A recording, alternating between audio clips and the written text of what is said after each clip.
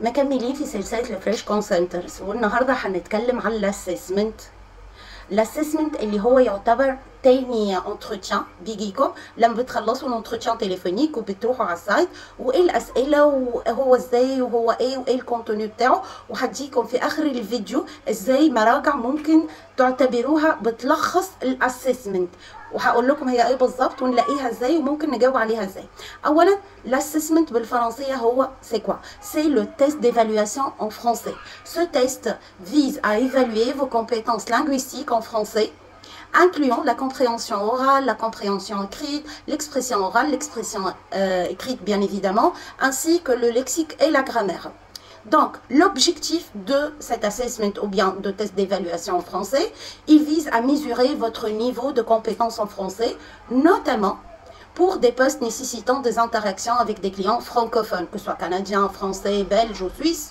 Le contenu de ce test, c'est il peut inclure, comment dirais-je, des questions de compréhension orale, de compréhension écrite, des exercices de grammaire, de lexique, de vocabulaire, ainsi que des exercices de production orale et écrite, bien évidemment. Exemple, il y a peut-être des tests supplémentaires aussi qui peuvent être inclus, tels que le test de personnalité ou bien des aptitudes techniques. Donc, exemple de questions, vous pourrez être amené à écouter des enregistrements, à répondre à des questions de compréhension, à lire des textes et à répondre à des questions ou à rédiger des courts textes ou des emails. Bien évidemment, si ce poste-là combine entre chat et conversation téléphonique. La durée, elle peut être très variable, bien évidemment. Il est généralement d'une durée d'environ 30 minutes. Le processus, on a dit qu'il y aura un entretien téléphonique, le premier échange avec le membre, et après le test d'évaluation en français, et après le one-to-one et l'entretien individuel, un entretien approfondi avec le membre de l'équipe de recrutement de ce centre d'appel.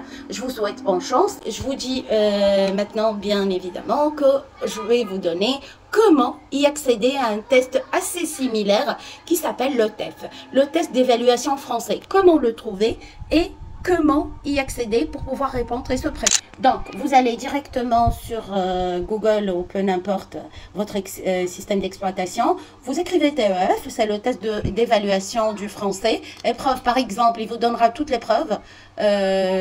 Donc, ça, c'est une preuve de compréhension écrite. Exemple de questions. Ça aussi, c'est très intéressant pour les gens qui préparent le TEF pour Canada. Donc, de question 1 aux questions 40 par exemple, des questions sur des documents de la vie quotidienne, comprendre des documents simples de vie quotidienne, question 8-17, phrases et textes lacunaires, comprendre le sens général d'une phrase d'un texte, lecture rapide des tests et de graphiques, documents administratifs professionnels, articles de presse. Ça c'est un exemple comment dirais-je, c'est un exemple de quoi? C'est un exemple de la compréhension écrite, bien sûr. Il y a le même compréhension orale, production écrite, production orale. Cherchez avec TEF, faites un petit peu d'effort et je vous souhaite bonne chance, bien évidemment. Mettez vos questions. Je vous rappelle juste que je propose ça aussi comme une formation tout à part. Et je prépare le livre des centres d'appel qui sera bientôt mis en vente en ligne. Et il va contenir quoi exactement? Comment se préparer à l'entretien téléphonique, comment se préparer à l'assessment ou le test d'évaluation français, et comment se préparer au one by one, l'entretien individuel. Bonne chance, au revoir.